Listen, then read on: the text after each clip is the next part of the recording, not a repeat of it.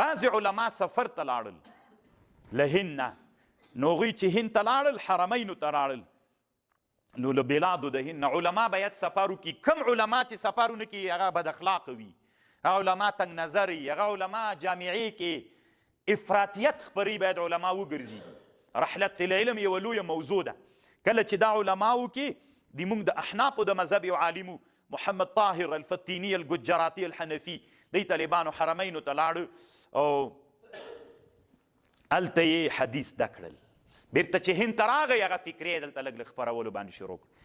عبدالنبي الګنګوهي، یعقوب بن الحسن الکشمیری، رفیع الدین الشیرازی، شیخ بهلول البدخشي و میر کلان و فلان و فلان، دا هغه علما ول چې سفرونه یې وکړل بلادو د حجاز او د حرمینو ته، هلته علم د حدیث زده کړل او دا طالبان بیرته هند ته راغلل. چې هند ته راغلل هغه فکرې د ځانه سره د حدیثو راوړله. خو بیا هم په دې زمانه کې انحماق د طالبانو په علم فلسفي او په علم منطق باندې وو. 8 کاله 10 کاله به طالب ټول په دې کې تیرول، او الله په دغه زمانه کې یو سړی را پیدا کړ په دغه قرن کې چې علامه عبدالحق ابن سیف الدین ابن سعد الله الدهلوي نومېده، چې دا د مشکات شارح د طالبانو. دا سړی هم الله په دې قرن کې را پیدا کړ او تدریس د حدیثو په هند کې شروع کړ. په دهلي کې مدرسه یې وه، د حدیثو درس شروع کړ. د هند په علماو کې په مشکات د 2 شرحې کړي طالبانو، ډېر کتابونه یې په حدیثو کې جوړ کړي. نو بس حدیث رواج کړل. فنفع الله بعلومه كثيرا من عباده. الله پاک یې د دې ستړیو د زیار په برکت باندې الله نن د هند په وچه کې چې حدیث الله پاک رواج کړي دي د سړي د وجې نه دي. نن چې ته د لویې دورې په کابل کې لویې دورې ته ناست یې، دا د علامه عبدالحق سي برکت ده. هغه عبدالحق الدهلوي برکت ځکه دغه د کاغه نه وی، نن به م ته نسواري لالو میرزاهد ته ناست ولې مټې به دې را بډ وهلې وې، ځان به د دین لوی ټیکهدار بله، دین به بل طرف ته روان و. قاضي مبارک ته به نن ناست ولې، او بخاري شریف به بې وسپاره ووایو، برکت عزتي خلاصه شوله. داسې حالت و طالبانو. خو یوه مدرسه و، یو مدرسه باندې کار کیږي، خو چې عزم ولري کیږي زر نه. نو په یو قرن کې بدلون رانغی، ټول طالبان منهمکین ول. په چا باندې؟ په منطق او فلسفه باندې. شیخ عبدالحق صاحب ای هلته په خپله مدرسه کې د حدیثو رواج وکړ، ورځ تر بلې نه د حدیثو شعلې بلېدلې لوړې لاړلې. 4مه طبقه راغله. 4مه طبقه چې وه په ټولو مخکینیو 3 قرنونو کې، له 900 نه تر 900، له 900 نه بیا راځه تر د وروستنۍ زمانې پورې. دلته یو سړی را پیدا سو په لکناو کې چې دا نظام الدین سهالوي نومید. په دې زمانه کې د یو نصاب جوړ کړ. دا نصاب د نظام الدین سهالوي د طالبانو په الاعلام د علامه زرکلي کې لیکلي 1161 هجري کې مل ده، یعنې 12م قرن کې. اوس موږ په 4م قرن کې لګیا یو، 15م، ځکه د 1445 هجري ده. نن موږ 300 قرنه وروسته هم طالبانو موږ په زاړه نصاب روان یو. دغه نصاب چې نن مدرسو کې ده چې دې ته درس نظامي وایي.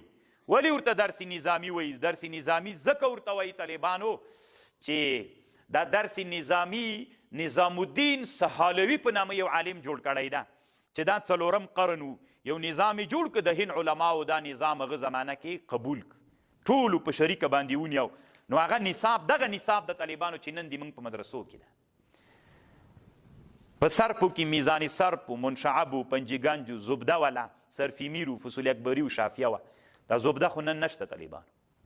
په نحو کې نحو میر و شرمیه تعمیل و هدایت نحو کافیه، د جامع شرح هغه هم تر حاله پورې ویل کېدله. دا نصاب جوړ شو. په بلاغت کې مختصر او متول تر معنی قلتو پورې و. په منطقو کې صغرا او کبرا وله چې دا اوس نسته مدرسو کې. ایساغوجي و، تهذیب و شرح تهذیب و قطبي و میر قطبي و سلم و میر زاهد او میر زاهد ملا جلال و. په حکمت کې میبزي و، هدایت الحکمت و صدرا و شمس بازغه د جونپوري وله، چې دا هم اوس نشته ده. د امارت نصاب کې شته لکه څه ده. او په ریاضي کې خلاصة الحساب او اقلیدوس و، د افلاکو بحث، قوشجیه وه، او شرح د چغمني اول بابو. په فقه کې شرح وقایه وله، هدایه وله، نیمایي شرح وقایه، نیمایي هدایه.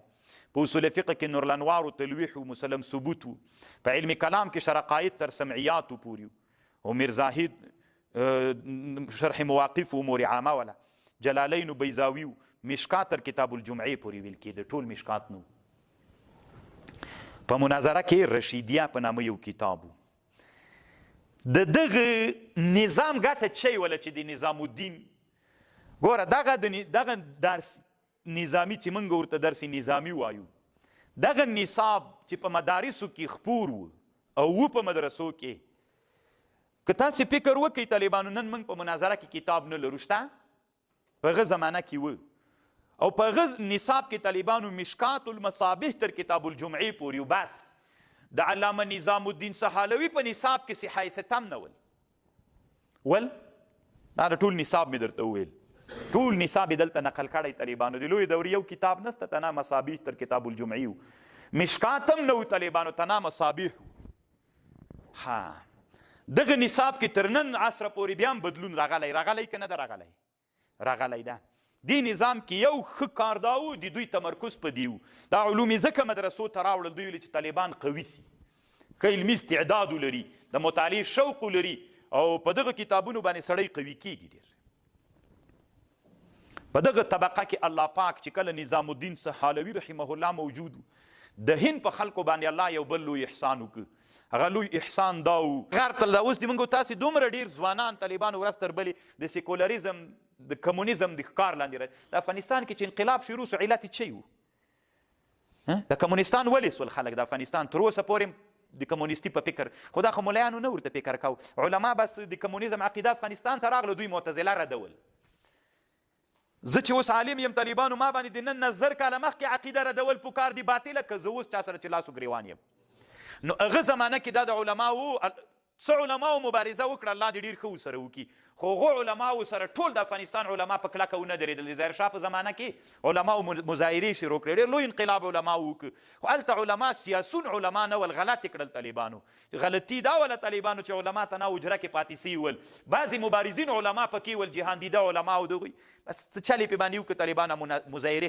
ختمې سولې کاشکې علماو هلته طالبانو په نصاب باندې کار کړی وی د کمونیزم عقیده افغانستان ته روانه وه د افغانستان ټول خلک فضا د کمونیزم عقیدې ونیو مولا ویلې معتزله داسې دي او خوارج داسې دي معتزله داسې دي وابیان داسې دي پنجپیریان وسړیه پنجپیریان څه کوي دلته خطرناکه مسله روانه ده معتزله هغه زمانه کې علما ابوالحسن اشعري چې ورسره مناظره کړې ابو منصور ماتوریدي ورسره کړې همغه زمانه بس وله اوس تا ته پکار دا مولا چې ته کمونیزم ته راغلی وې په مکتب کې د کمونیزم د عقیدې په مدرسه کې د کمونیزم د عقیدې یو کتاب رواج کړی وای چې دا داسې عقیده رد کړې دی وای طالبان یې ورسره هغه کړي نن به له بیخ بې جرړې به یې وتلې وې دا اوس تېر شل کلنه دیموکراسۍ کې دلته دیموکراسۍ او د لادینیو د څه ورته وایي دا بل د سیکولریزم عقیده شل کاله روانه وله ملا به چې سهار کېناست بي ویل امریکایانو سره جهاد صحیح د جهاد خو روانو نن تاسې د موږ ځوانان وګورئ څومره د الحاد فکر ولسته قسم په الله باندې طالبان وایي د تا دین داسې دي پښتانه دي د تا دین داسې دي تا مذهب داسې تا نبي داسې بدې بدې خبرې کوي